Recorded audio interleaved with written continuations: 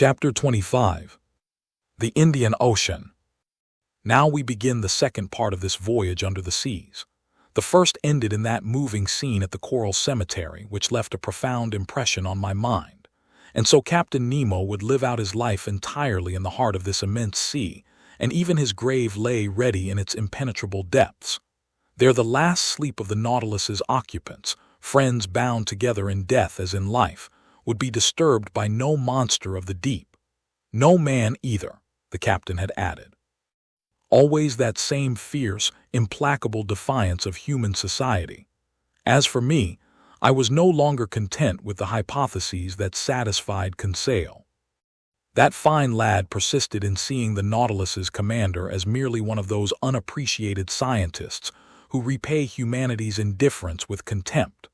For Conseil, the captain was still a misunderstood genius who, tired of the world's deceptions, had been driven to take refuge in this inaccessible environment where he was free to follow his instincts.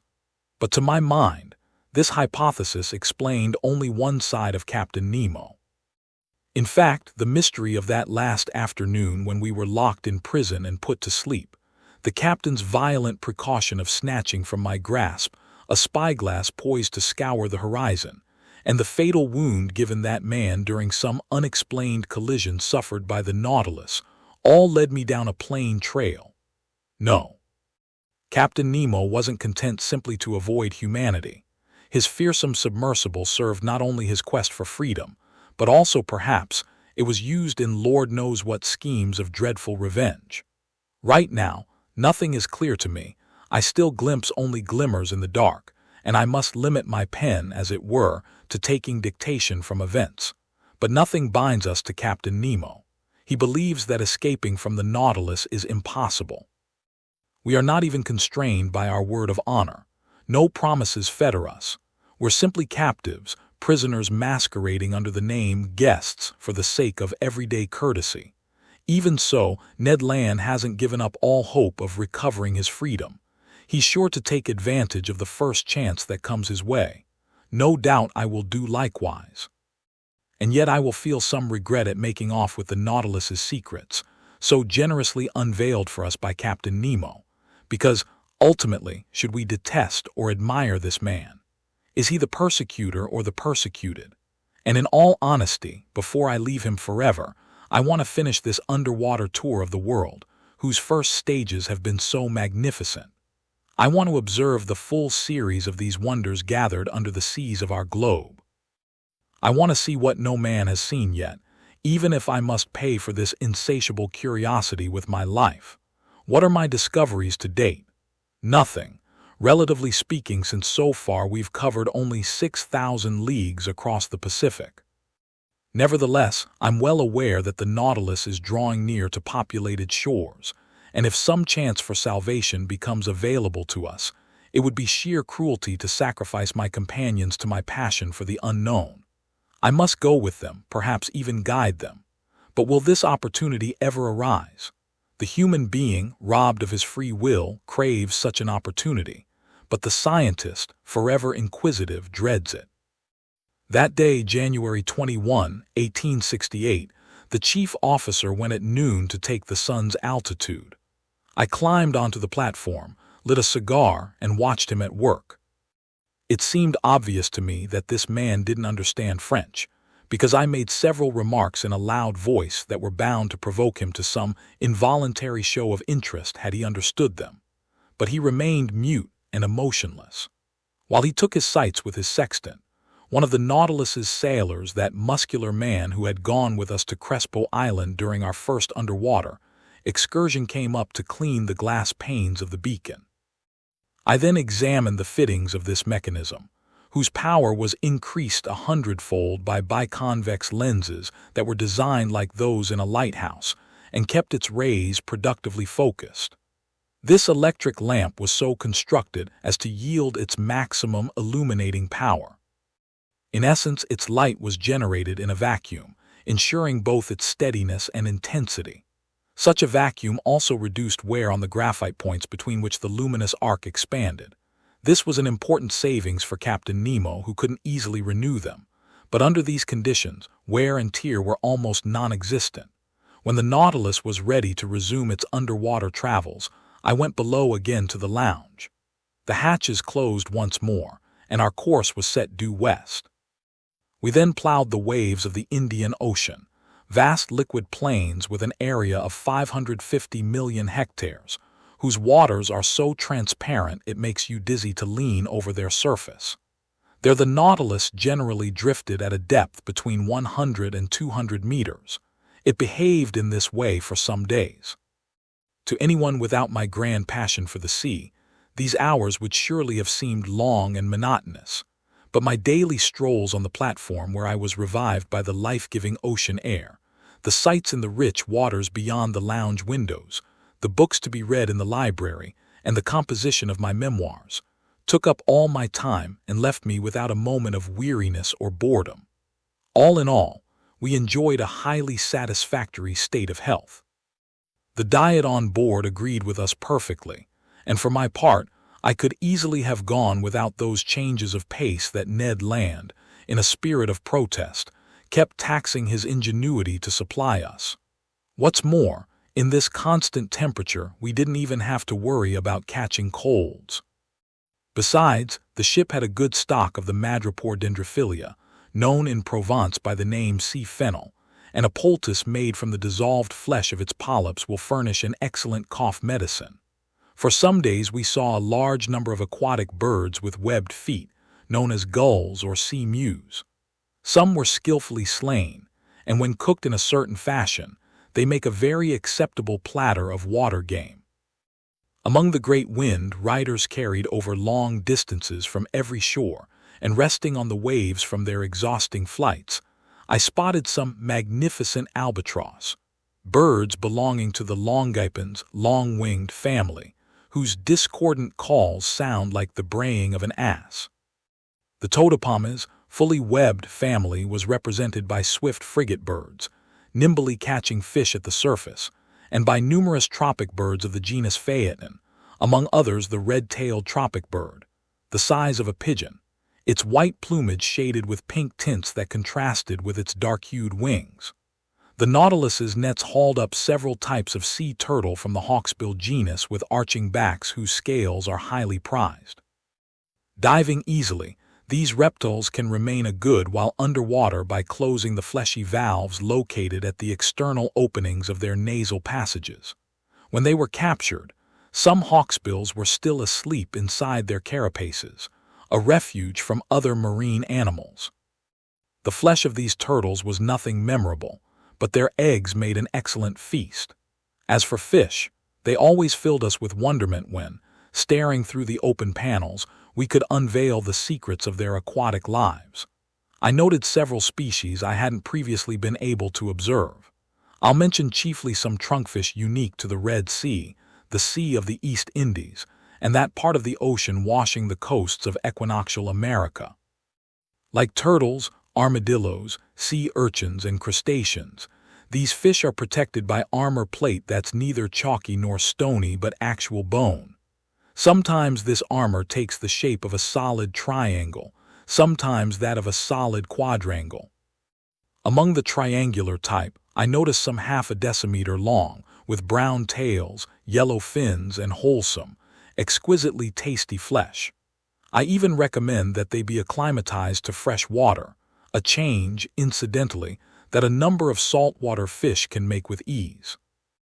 I'll also mention some quadrangular trunkfish topped by 4 large protuberances along the back, trunkfish sprinkled with white spots on the underside of the body, which make good house pets like certain birds, boxfish armed with stings formed by extensions of their bony crusts, and whose odd grunting has earned them the nickname sea pigs. Then some trunkfish known as dromedaries, with tough, leathery flesh and big conical humps. From the daily notes kept by Mr. Conseil, I also retrieved certain fish from the genus Tetradon unique to these seas.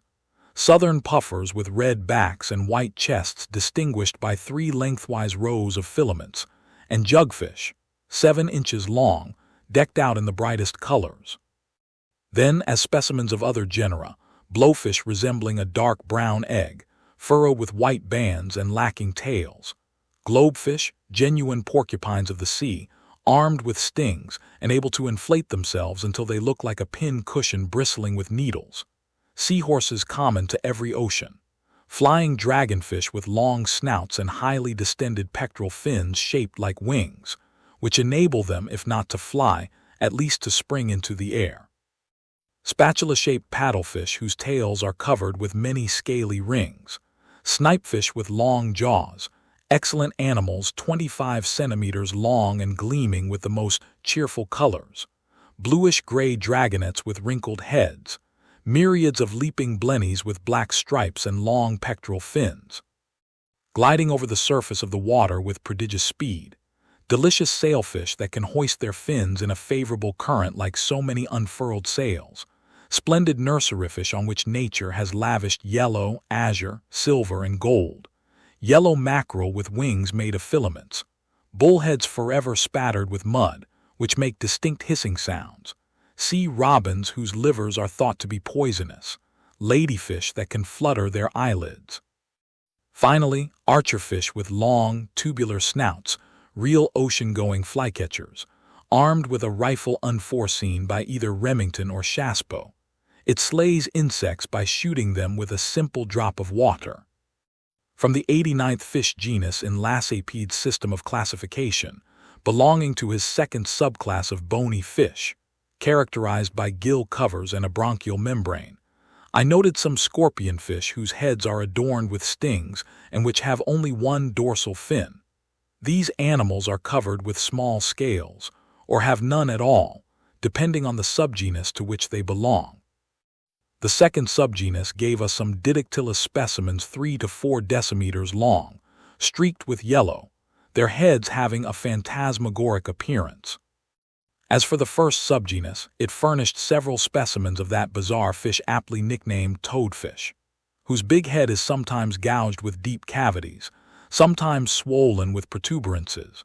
Bristling with stings and strewn with nodules, it sports hideously irregular horns. Its body and tail are adorned with callosities. Its stings can inflict dangerous injuries. It's repulsive and horrible. From January 21 to the 23rd, the Nautilus traveled at the rate of 250 leagues in 24 hours, hence 540 miles at 22 miles per hour. If, during our trip, we were able to identify these different varieties of fish, it's because they were attracted by our electric light and tried to follow alongside, but most of them were outdistanced by our speed and soon fell behind. Temporarily, however, a few managed to keep pace in the Nautilus's waters. On the morning of the 24th, in latitude 12 degrees 5 south and longitude 94 degrees 33, we raised Keeling Island, a madreporic upheaving planted with magnificent coconut trees, which had been visited by Mr. Darwin and Captain Fitzroy. The Nautilus cruised along a short distance off the shore of this desert island. Our dragnets brought up many specimens of polyps and echinoderms, plus some unusual shells from the branch mollusca. Captain Nemo's treasures were enhanced by some valuable exhibits from the Delphinula snail species, to which I joined some pointed star coral, a sort of parasitic polypary that often attaches itself to seashells. Soon Keeling Island disappeared below the horizon, and our course was set to the northwest, toward the tip of the Indian Peninsula. Civilization, Ned Land told me that day. Much better than those Papuan islands where we ran into more savages than venison. On this Indian shore, Professor, there are roads and railways, English, French, and Hindu villages. We wouldn't go 5 miles without bumping into a fellow countryman. Come on now, isn't it time for our sudden departure from Captain Nemo? No, no, Ned, I replied in a very firm tone. Let's ride it out, as you seafaring fellows say. The Nautilus is approaching populated areas. It's going back toward Europe, let it take us there. After we arrive in home waters, we can do as we see fit. Besides, I don't imagine Captain Nemo will let us go hunting on the coasts of Malabar or Coromandel as he did in the forests of New Guinea. Well, sir, can't we manage without his permission? I didn't answer the Canadian. I wanted no arguments. Deep down, I was determined to fully exploit the good fortune that had put me on board the Nautilus. After leaving Keeling Island, our pace got generally slower. It also got more unpredictable, often taking us to great depths. Several times we used our slanting fins, which internal levers could set at an oblique angle to our waterline. Thus we went as deep as 2 or 3 kilometers down, but without ever verifying the lowest depths of this sea near India, which soundings of 13,000 meters have been unable to reach. As for the temperature in these lower strata, the thermometer always and invariably indicated 4 degrees centigrade. I merely observed that in the upper layers, the water was always colder over shallows than in the open sea. On January 25, the ocean being completely deserted, the Nautilus spent the day on the surface, churning the waves with its powerful propeller and making them spurt to great heights. Under these conditions, who wouldn't have mistaken it for a gigantic cetacean? I spent 3/4 of the day on the platform. I stared at the sea. Nothing on the horizon, except near 4 o'clock in the afternoon, a long steamer to the west, running on our opposite tack.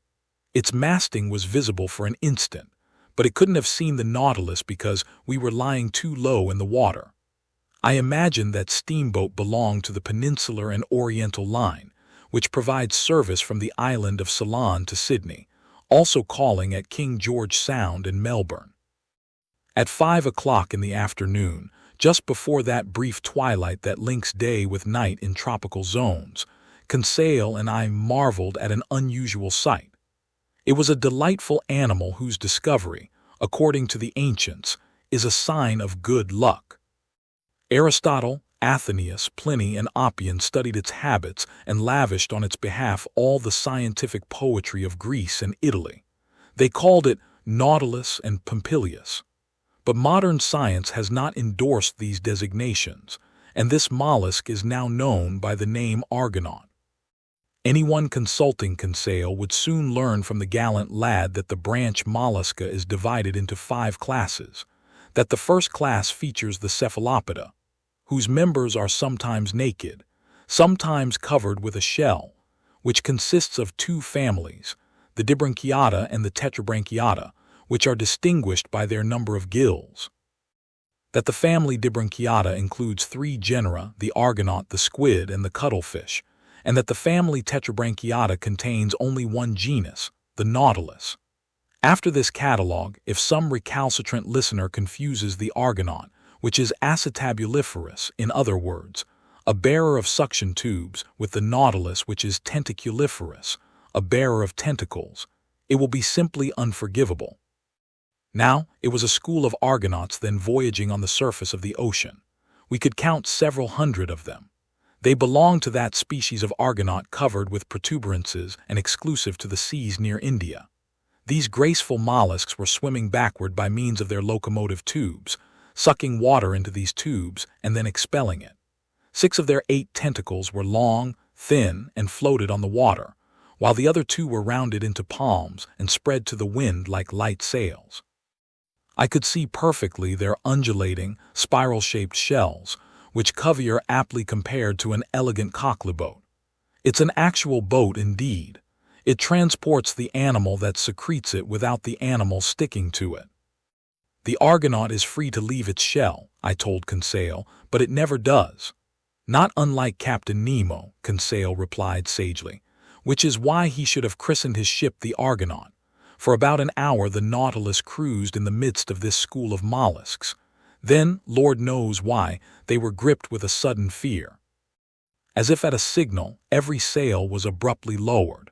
Arms folded, bodies contracted, shells turned over by changing their center of gravity, and the whole flotilla disappeared under the waves. It was instantaneous, and no squadron of ships ever maneuvered with greater togetherness. Just then night fell suddenly, and the waves barely surged in the breeze, spreading placidly around the Nautilus's side plates. The next day, January 26, we cut the equator on the 82nd meridian, and we re-entered the northern hemisphere. During that day, a fearsome school of sharks provided us with an escort. dreadful animals that teem in these seas and make them extremely dangerous. There were Port Jackson sharks with a brown back, a whitish belly, and 11 rows of teeth, big-eye sharks with necks marked by a large black spot encircled in white and resembling an eye, and Isabella sharks whose rounded snouts were strewn with dark speckles. Often these powerful animals rushed at the lounge window with a violence less than comforting. By this point, Ned Land had lost all self-control. He wanted to rise to the surface of the waves and harpoon the monsters, especially certain smooth-hound sharks whose mouths were paved with teeth arranged like a mosaic, and some big 5-meter tiger sharks that insisted on personally provoking him. But the Nautilus soon picked up speed and easily left astern the fastest of these man-eaters. On January 27, at the entrance to the huge Bay of Bengal, we repeatedly encountered a gruesome sight: human corpses floating on the surface of the waves. Carried by the Ganges to the high seas, these were deceased Indian villagers who hadn't been fully devoured by vultures, the only morticians in these parts. But there was no shortage of sharks to assist them with their undertaking chores. Near 7 o'clock in the evening, the Nautilus lay half-submerged, navigating in the midst of milky white waves. As far as the eye could see, the ocean seemed lactified. Was it an effect of the moon's rays? No, because the new moon was barely 2 days old and was still lost below the horizon in the sun's rays. The entire sky, although lit up by stellar radiation, seemed pitch black in comparison with the whiteness of these waters. Conseil couldn't believe his eyes, and he questioned me about the causes of this odd phenomenon. Luckily, I was in a position to answer him. "That's called a milk sea," I told him, "a vast expanse of white waves often seen along the coasts of Amboina and in these waterways." "But," Conseil asked, "could Master tell me the cause of this effect, because I presume this water hasn't really changed into milk?" "No, my boy, and this whiteness that amazes you is merely due to the presence of myriads of tiny creatures called infusoria, a sort of diminutive glowworm that's colorless and gelatinous in appearance, as thick as a strand of hair, and no longer than 1/5 of a millimeter. Some of these tiny creatures stick together over an area of several leagues." "Several leagues!" Conseil exclaimed. "Yes, my boy, and don't even try to compute the number of these infusoria. You won't pull it off, because if I'm not mistaken, certain navigators have cruised through milk seas for more than 40 miles. I'm not sure that Conseil heeded my recommendation, because he seemed to be deep in thought, no doubt trying to calculate how many 1/5 of a millimeter are found in 40 square miles. As for me, I continued to observe this phenomenon. For several hours the Nautilus's spur sliced through these whitish waves, and I watched it glide noiselessly over this soapy water, as if it were cruising through those foaming eddies that a bay's currents and countercurrents sometimes leave between each other. Near midnight the sea suddenly resumed its usual hue, but behind us all the way to the horizon, the skies kept mirroring the whiteness of those waves, and for a good while seemed imbued with the hazy glow of an aurora borealis. Chapter 26. A New Proposition from Captain Nemo. On January 28, in latitude 9 degrees 4 north, when the Nautilus returned at noon to the surface of the sea, it lay in sight of land some 8 miles to the west.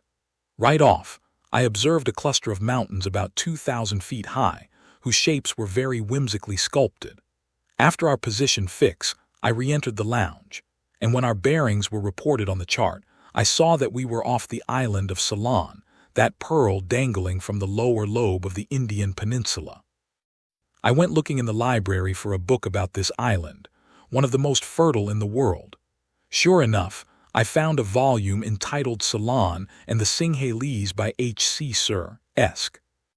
Re-entering the lounge, I first noted the bearings of Ceylon, on which antiquity lavished so many different names. It was located between latitude 5 degrees 55 and 9 degrees 49 north, and between longitude 79 degrees 42 and 82 degrees 4 east of the meridian of Greenwich. Its length is 275 miles, its maximum width 150 miles, its circumference 900 miles, Its surface area, 24,448 square miles, in other words, a little smaller than that of Ireland. Just then Captain Nemo and his chief officer appeared. The captain glanced at the chart. Then turning to me, "The island of Ceylon," he said, "is famous for its pearl fisheries. Would you be interested, Professor Aronnax, in visiting one of those fisheries?" "Certainly, Captain." "Fine, it's easily done. Only when we see the fisheries we'll see no fishermen. The annual harvest hasn't yet begun. No matter. I'll give orders to make for the Gulf of Mannar and we'll arrive there late tonight." The captain said a few words to his chief officer, who went out immediately. Soon the Nautilus re-entered its liquid element, and the pressure gauge indicated that it was staying at a depth of 30 feet. With the chart under my eyes, I looked for the Gulf of Mannar. I found it by the 9th parallel off the northwestern shores of Ceylon. It was formed by the long curve of Little Mannar Island. To reach it, we had to go all the way up Ceylon's west coast.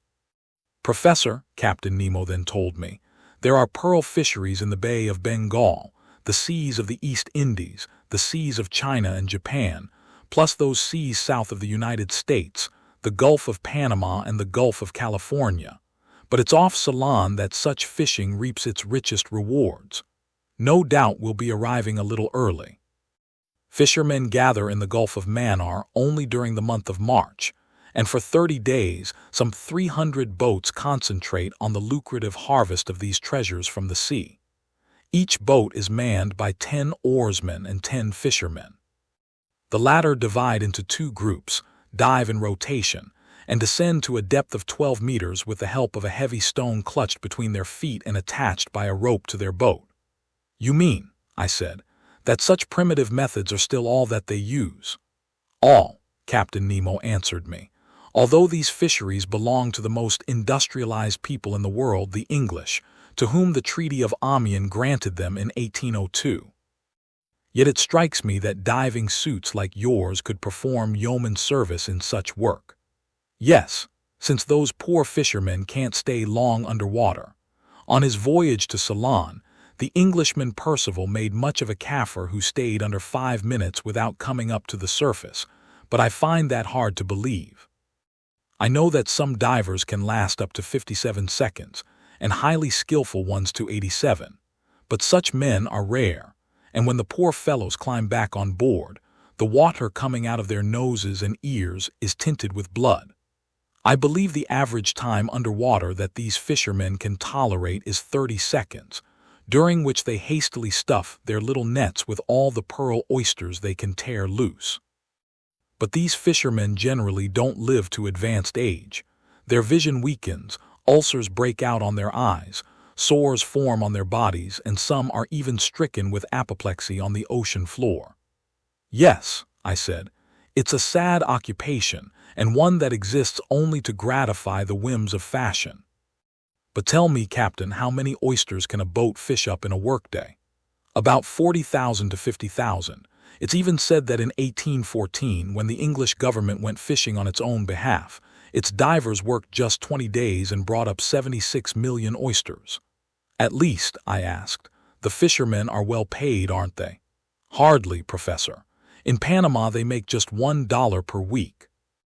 In most places they earn only a penny for each oyster that has a pearl, and they bring up so many that have none.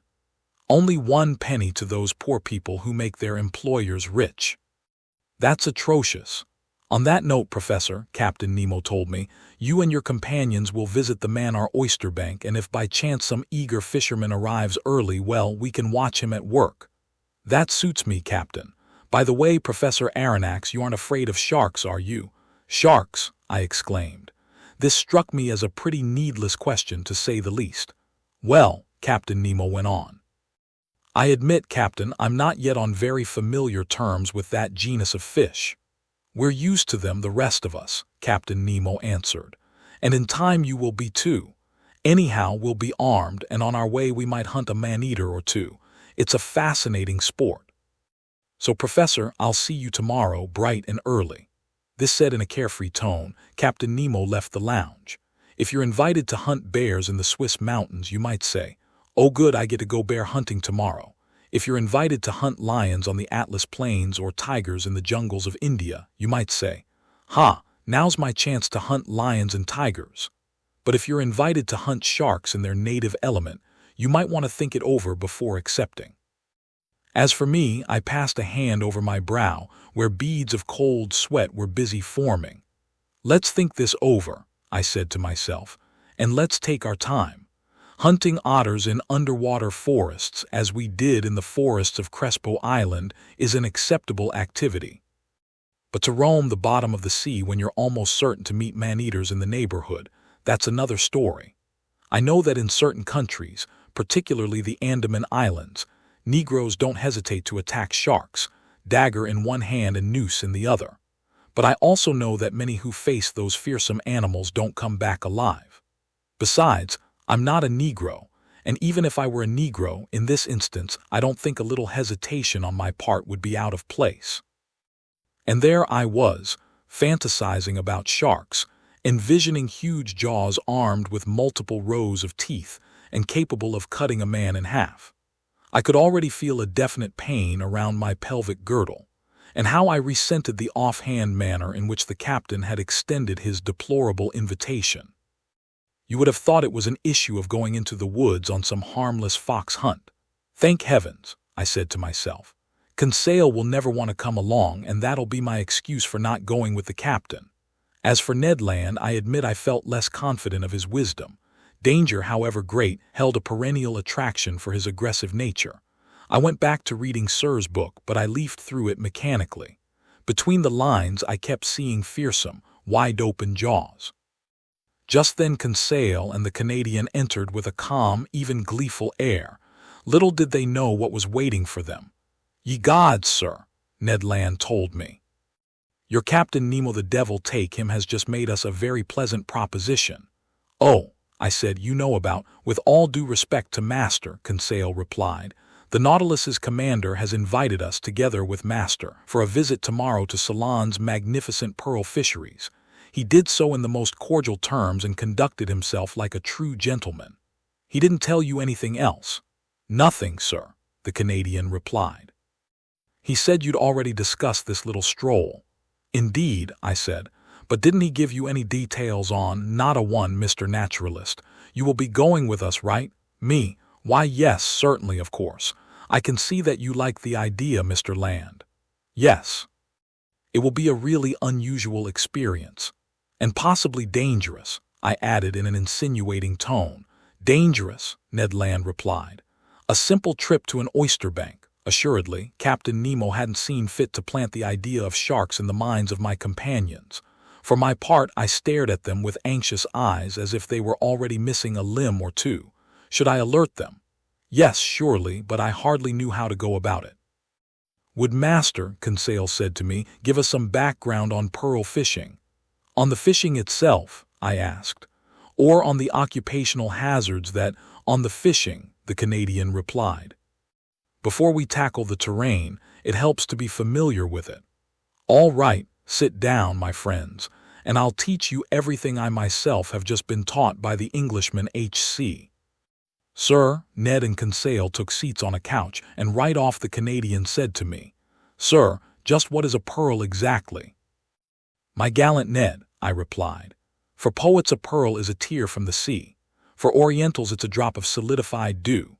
For the ladies it's a jewel they can wear on their fingers, necks, and ears that's oblong in shape, glassy in luster, and formed from mother of pearl. For chemists it's a mixture of calcium phosphate and calcium carbonate with a little gelatin protein. And finally, for naturalists it's a simple festering secretion from the organ that produces mother of pearl in certain bivalves."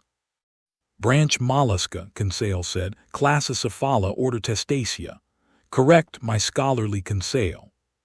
"Now then, those Testacea capable of producing pearls include rainbow abalone, turbo snails, giant clams, and saltwater scallops briefly. All those that secrete mother of pearl, in other words, that blue, azure, violet, or white substance lining the insides of their valves." "Are mussels included too?" the Canadian asked. "Yes. The mussels of certain streams in Scotland, Wales, Ireland, Saxony, Bohemia, and France." "Good," the Canadian replied. From now on, we'll pay closer attention to 'em.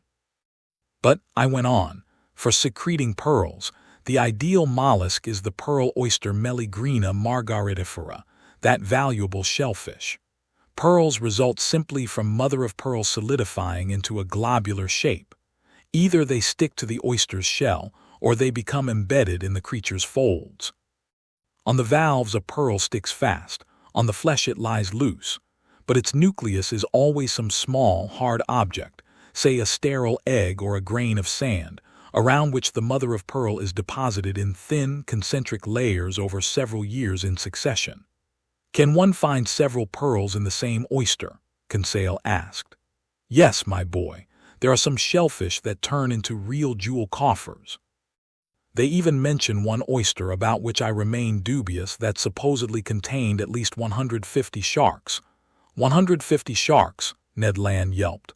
Did I say sharks? I exclaimed hastily. I meant 150 pearls. Sharks wouldn't make sense. Indeed, Conseil said. But will Master now tell us how one goes about extracting these pearls? One proceeds in several ways, and often when pearls stick to the valves, fishermen even pull them loose with pliers. But usually the shellfish are spread out on mats made from the esparto grass that covers the beaches. Thus they die in the open air, and by the end of 10 days they've rotted sufficiently. Next they're immersed in huge tanks of salt water, then they're opened up and washed. At this point, the sorters begin their twofold task. First, they remove the layers of mother-of-pearl, which are known in the industry by the names legitimate silver, bastard white, or bastard black, and these are shipped out in cases weighing 125 to 150 kilograms. Then they remove the oyster's meaty tissue, boil it, and finally strain it in order to extract even the smallest pearls. Do the prices of these pearls differ depending on their size? Conseil asked. Not only on their size, I replied, but also according to their shape, their water in other words, their color and their orient in other words, that dappled, shimmering glow that makes them so delightful to the eye. The finest pearls are called virgin pearls or paragons. They form in isolation within the mollusk's tissue. They're white, often opaque but sometimes of opalescent transparency, and usually spherical or pear-shaped. The spherical ones are made into bracelets, the pear-shaped ones into earrings, and since they're the most valuable, they're priced individually. The other pearls that stick to the oyster's shell are more erratically shaped and are priced by weight. Finally, classed in the lowest order, the smallest pearls are known by the name seed pearls. They're priced by the measuring cup and are used mainly in the creation of embroidery for church vestments.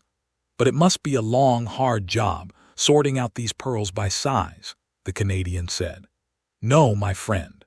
That task is performed with 11 strainers or sieves that are pierced with different numbers of holes. Those pearls staying in the strainers with 20 to 80 holes are in the first order. Those not slipping through the sieves pierced with 100 to 800 holes are in the second order. Finally, those pearls for which one uses strainers pierced with 900 to 1,000 holes make up the seed pearls. How ingenious, Conseil said, to reduce dividing and classifying pearls to a mechanical operation. And could Master tell us the profits brought in by harvesting these banks of pearl oysters? According to Sir's book, I replied, these Ceylon fisheries are farmed annually for a total profit of 3 million man-eaters. Francs, Conseil rebuked. Yes, francs. 3 million francs, I went on. But I don't think these fisheries bring in the returns they once did. Similarly, the Central American fisheries used to make an annual profit of 4 million francs during the reign of King Charles V, but now they bring in only 2/3 of that amount. All in all, it's estimated that 9 million francs is the current yearly return for the whole pearl harvesting industry. But, Conseil asked, haven't certain famous pearls been quoted at extremely high prices? Yes, my boy. They say Julius Caesar gave Servilia a pearl worth 120,000 francs in our currency. I've even heard stories, the Canadian said, about some lady in ancient times who drank pearls in vinegar. Cleopatra, Conseil shot back. It must have tasted pretty bad, Ned Land added. Abominable, Ned my friend, Conseil replied. But when a little glass of vinegar is worth 1,500,000 francs, its taste is a small price to pay. I'm sorry I didn't marry the gal, the Canadian said, throwing up his hands with an air of discouragement. Ned Land married to Cleopatra, Conseil exclaimed. But I was all set to tie the knot, Conseil, the Canadian replied in all seriousness, and it wasn't my fault the whole business fell through. I even bought a pearl necklace for my fiancée, Kate Tender, but she married somebody else instead. Well, that necklace cost me only $1.50, but you can absolutely trust me on this, Professor. Its pearls were so big, they wouldn't have gone through that strainer with 20 holes. My gallant Ned, I replied, laughing, those were artificial pearls, ordinary glass beads whose insides were coated with essence of Orient. Wow, the Canadian replied. That essence of Orient must sell for quite a large sum. As little as zero. It comes from the scales of a European carp. It's nothing more than a silver substance that collects in the water and is preserved in ammonia. It's worthless. Maybe that's why Kate Tender married somebody else, replied Mr. Land philosophically. But, I said, getting back to pearls of great value, I don't think any sovereign ever possessed one superior to the pearl owned by Captain Nemo. This one, Conseil said, pointing to a magnificent jewel in its glass case. Exactly. And I'm certainly not far off when I estimate its value at 2 million. Francs, Conseil said quickly. Yes, I said, 2 million francs, and no doubt all it cost our captain was the effort to pick it up. Ha, Ned Land exclaimed. During our stroll tomorrow, who says we won't run into one just like it? Bah, Conseil put in, and why not? What good would a pearl worth millions do us here on the Nautilus? Here, no, Ned Land said, but elsewhere. Oh, elsewhere, Conseil put in, shaking his head. In fact, I said, Mr. Land is right, and if we ever brought back to Europe or America a pearl worth millions, it would make the story of our adventures more authentic and much more rewarding. That's how I see it, the Canadian said. But, said Conseil, who perpetually returned to the didactic side of things, is this pearl fishing ever dangerous? No, I replied quickly, especially if one takes certain precautions. What risks would you run in a job like that? Ned Land said. Swallowing a few gulps of salt water. Whatever you say, Ned. Then, trying to imitate Captain Nemo's carefree tone, I asked, by the way, gallant Ned, are you afraid of sharks? Me, the Canadian replied. I'm a professional harpooner. It's my job to make a mockery of them. It isn't an issue, I said, of fishing for them with a swivel hook, hoisting them onto the deck of a ship, chopping off the tail with a sweep of the axe, opening the belly, ripping out the heart, and tossing it into the sea. So it's an issue of, yes, precisely. In the water. Ye gods, just give me a good harpoon. You see, sir, these sharks are badly designed. They have to roll their bellies over to snap you up, and in the meantime... Ned Land had a way of pronouncing the word snap that sent chills down the spine. Well, how about you, Conseil? What are your feelings about these man-eaters? Me, Conseil said. I'm afraid I must be frank with Master. Good for you, I thought. If Master faces these sharks, Conseil said, I think his loyal manservant should face them with him. Chapter 27. A pearl worth 10 million. Night fell, I went to bed. I slept pretty poorly. Man-eaters played a major role in my dreams, and I found it more or less appropriate that the French word for shark, requin, has its linguistic roots in the word requiem. The next day at 4 o'clock in the morning, I was awakened by the steward whom Captain Nemo had placed expressly at my service. I got up quickly, dressed, and went into the lounge. Captain Nemo was waiting for me. Professor Aronnax, he said to me, are you ready to start? I'm ready. Kindly follow me. What about my companions, Captain? They've been alerted and are waiting for us. Aren't we going to put on our diving suits? I asked. Not yet. I haven't let the Nautilus pull too near the coast, and we're fairly well out from the Mannar oysterbank. But I have the skiff ready, and it will take us to the exact spot where we'll disembark, which will save us a pretty long trek. It's carrying our diving equipment, and we'll suit up just before we begin our underwater exploring. Captain Nemo took me to the central companionway whose steps led to the platform. Ned and Conseil were there, enraptured with the pleasure trip getting underway.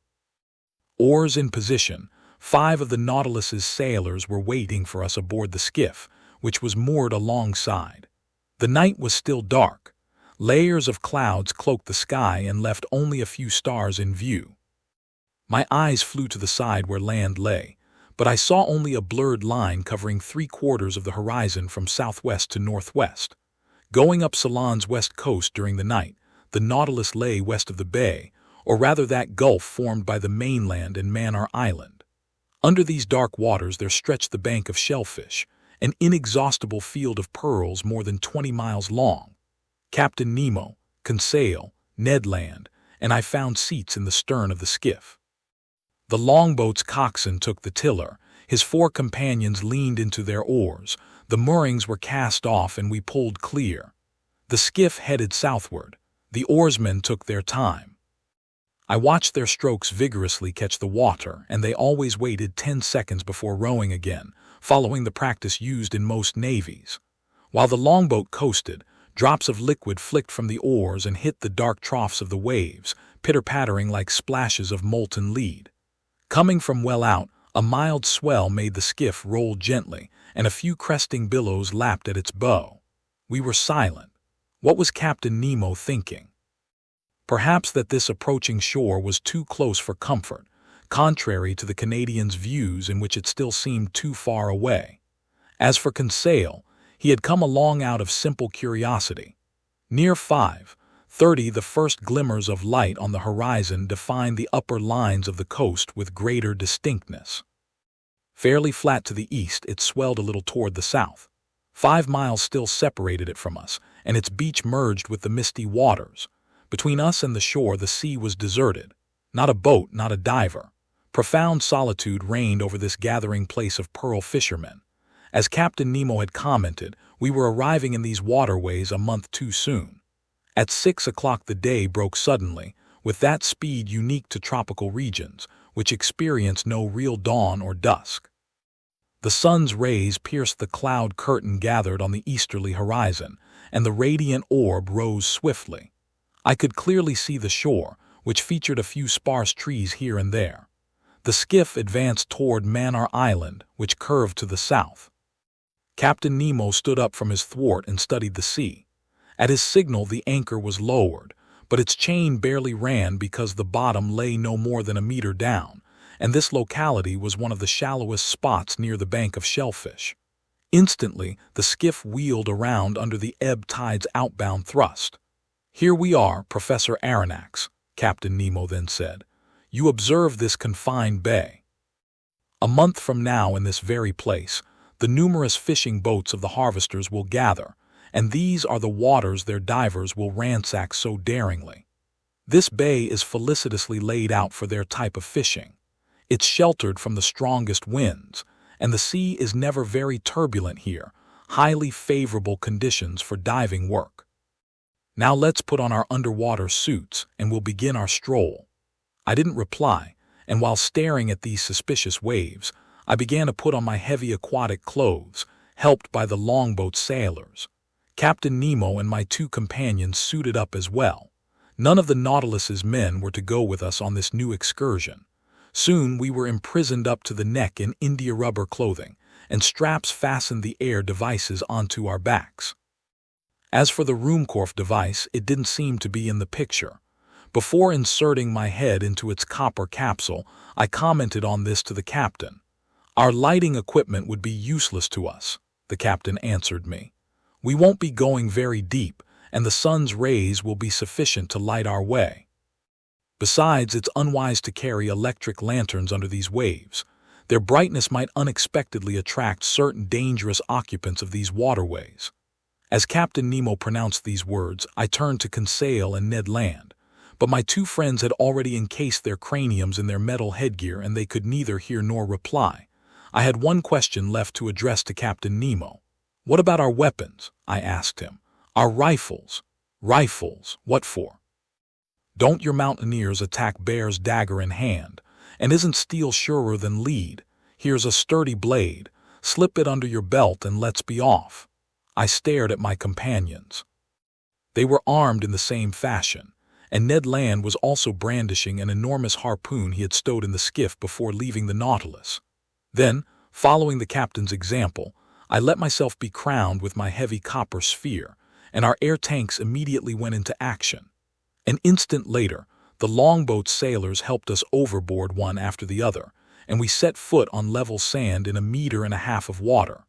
Captain Nemo gave us a hand signal. We followed him down a gentle slope and disappeared under the waves. There the obsessive fears in my brain left me. I became surprisingly calm again. The ease with which I could move increased my confidence, and the many strange sights captivated my imagination. The sun was already sending sufficient light under these waves. The tiniest objects remained visible. After 10 minutes of walking, we were in 5 meters of water, and the terrain had become almost flat. Like a covey of snipe over a marsh, there rose underfoot schools of unusual fish from the genus Monopterus, whose members have no fin but their tail. I recognized the Javanese eel, a genuine 8-decimeter serpent with a bluish-gray belly, which, without the gold lines over its flanks, could easily be confused with the conger eel. From the butterfish genus, whose oval bodies are very flat, I observed several adorned in brilliant colors and sporting a dorsal fin like a sickle edible fish that, when dried and marinated, make an excellent dish known by the name caraway. Then some sea poachers, fish belonging to the genus Aspidophoroids, whose bodies are covered with scaly armor divided into 8 lengthwise sections. Meanwhile, as the sun got progressively higher, it lit up the watery mass more and more. The seafloor changed little by little. Its fine-grained sand was followed by a genuine causeway of smooth crags covered by a carpet of mollusks and zoophytes. Among other specimens in these 2 branches, I noted some window-pane oysters with thin valves of unequal size, a type of ostracod unique to the Red Sea and the Indian Ocean, then orange-hued lucina with circular shells, all-shaped auger shells, some of those Persian murex snails that supply the Nautilus with such wonderful dye, spiky periwinkles 15 centimeters long that rose under the waves like hands ready to grab you.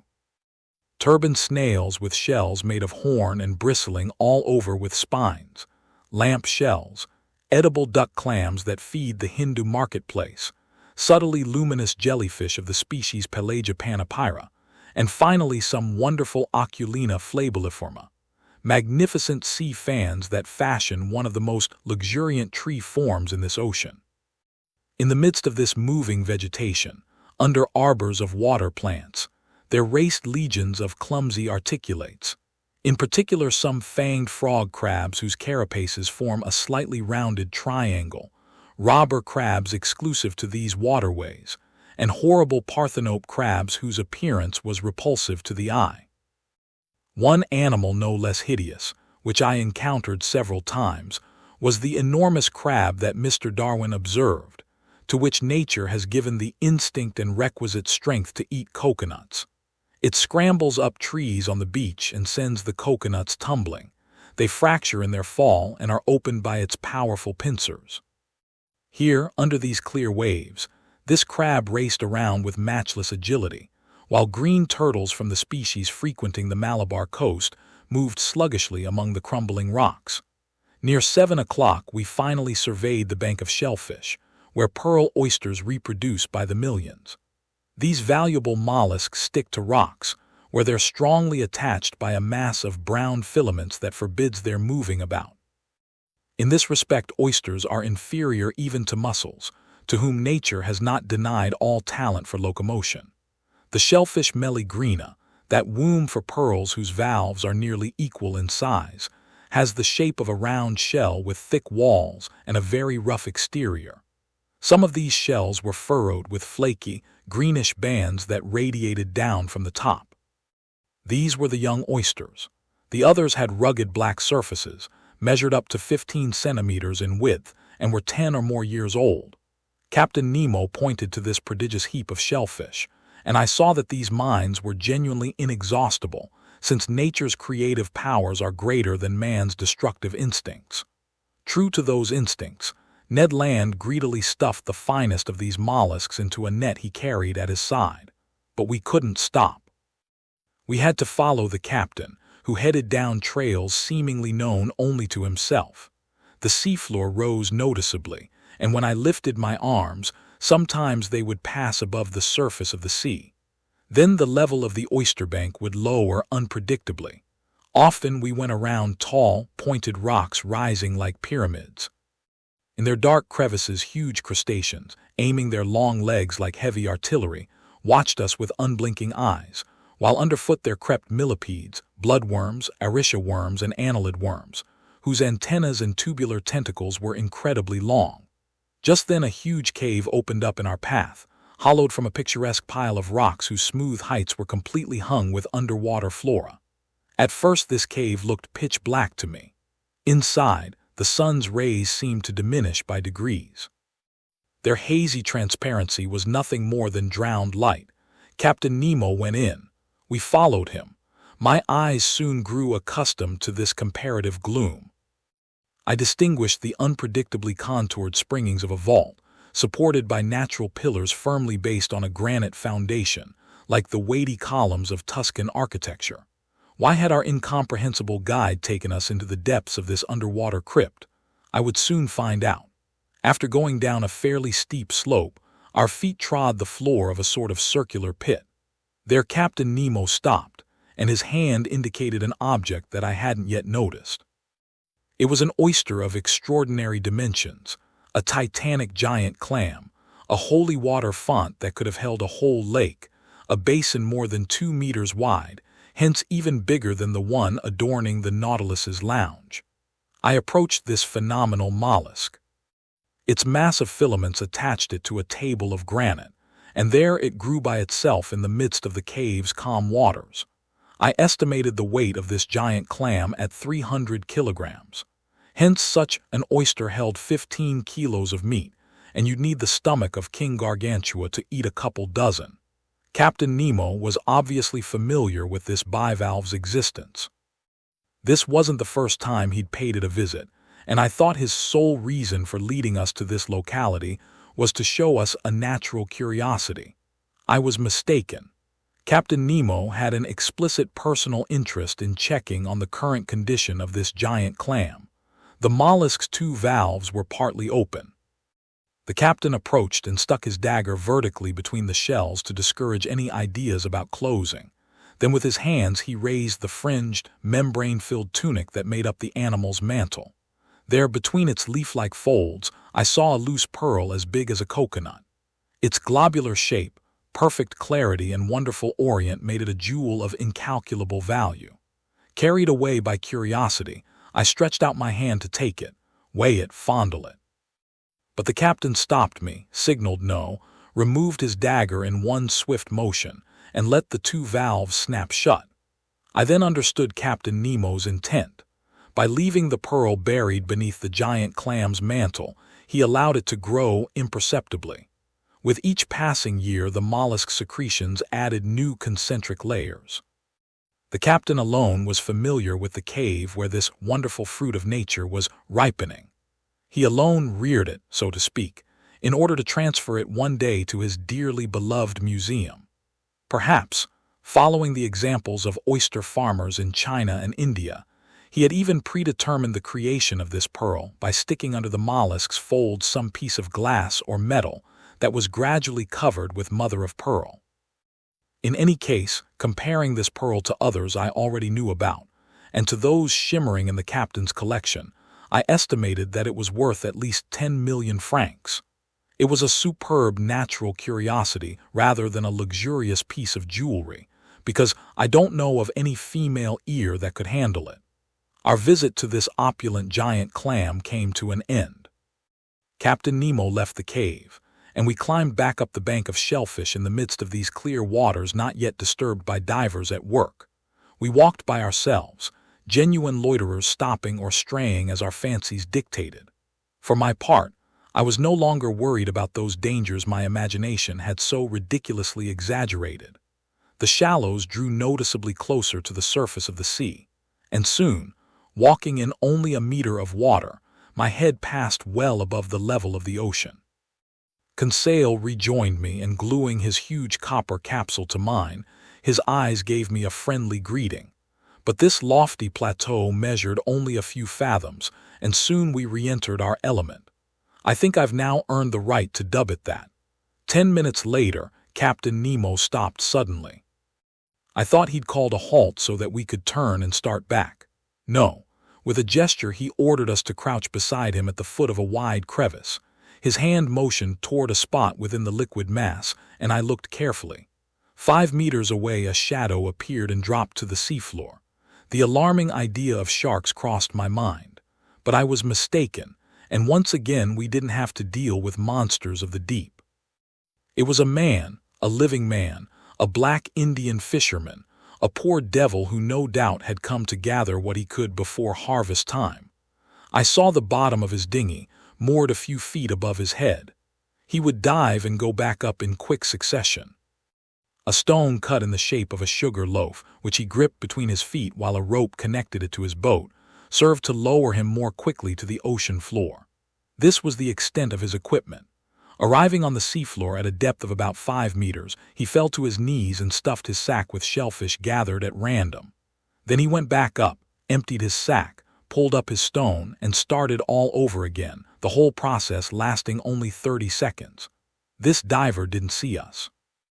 A shadow cast by our crag hid us from his view. And besides, how could this poor Indian ever have guessed that human beings, creatures like himself, were near him under the waters, eavesdropping on his movements, not missing a single detail of his fishing? So he went up and down several times. He gathered only about 10 shellfish per dive, because he had to tear them from the banks where each clung with its tough mass of filaments. And how many of these oysters for which he risked his life would have no pearl in them? I observed him with great care. His movements were systematically executed, and for half an hour no danger seemed to threaten him.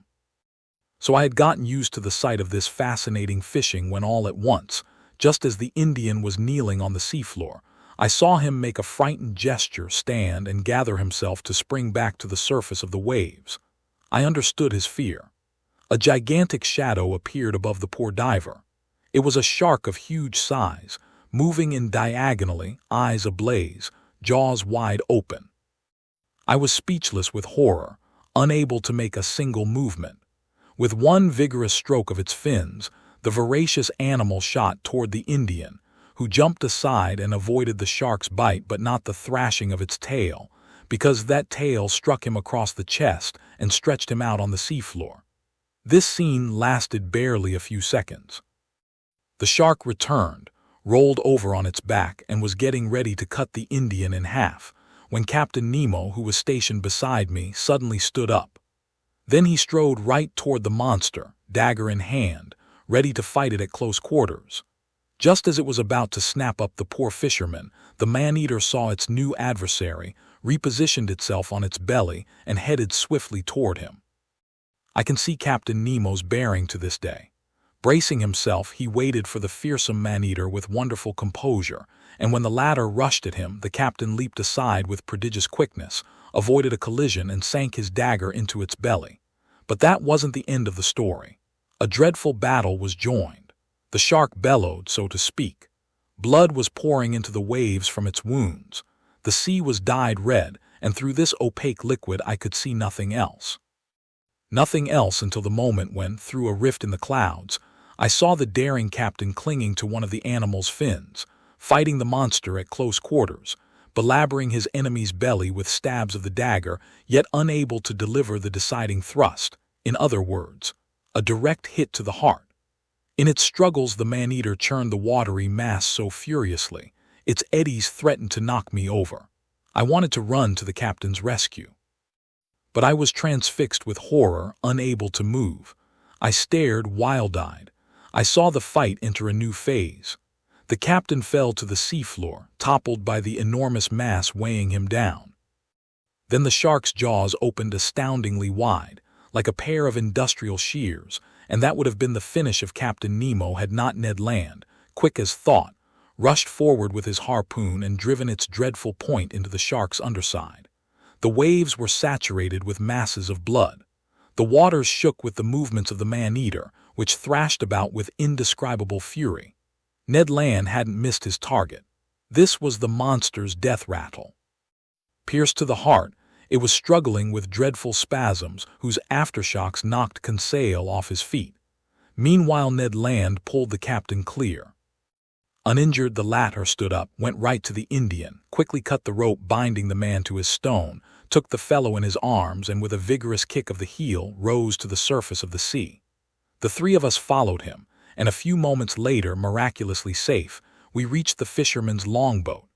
Captain Nemo's first concern was to revive this unfortunate man. I wasn't sure he would succeed. I hoped so, since the poor devil hadn't been under very long. But that stroke from the shark's tail could have been his death blow. Fortunately, after vigorous massaging by Conseil and the captain, I saw the nearly drowned man regain consciousness little by little. He opened his eyes.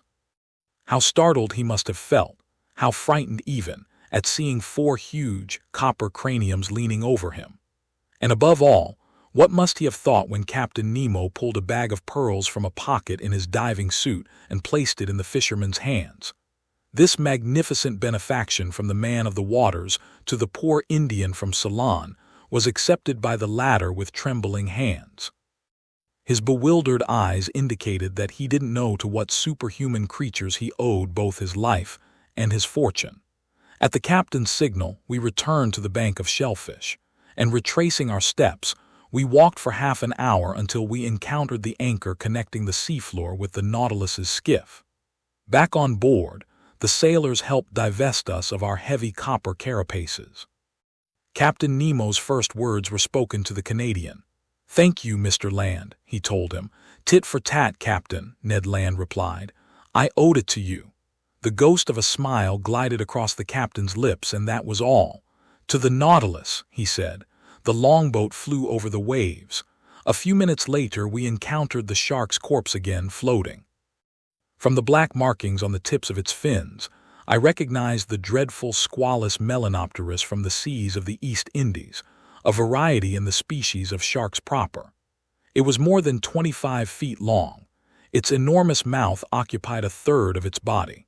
It was an adult, as could be seen from the 6 rows of teeth forming an isosceles triangle in its upper jaw. Conseil looked at it with purely scientific fascination, and I'm sure he placed it, not without good reason, in the class of cartilaginous fish, order Chondropterygia with fixed gills, family Cetacea, genus Squalus. While I was contemplating this inert mass, suddenly a dozen of these voracious melanoptera appeared around our longboat, but paying no attention to us, they pounced on the corpse and quarreled over every scrap of it. By 8:30 we were back on board the Nautilus. There I fell to thinking about the incidents that marked our excursion over the Mannar oysterbank. 2 impressions inevitably stood out. One concerned Captain Nemo's matchless bravery, the other his devotion to a human being, a representative of that race from which he had fled beneath the seas. In spite of everything, this strange man hadn't yet succeeded in completely stifling his heart. When I shared these impressions with him, he answered me in a tone touched with emotion. "That Indian, Professor, lives in the land of the oppressed, and I am to this day, and will be until my last breath, a native of that same land." Thank you for watching the entire video. If you enjoyed it, please subscribe so you don't miss the next videos. See ya!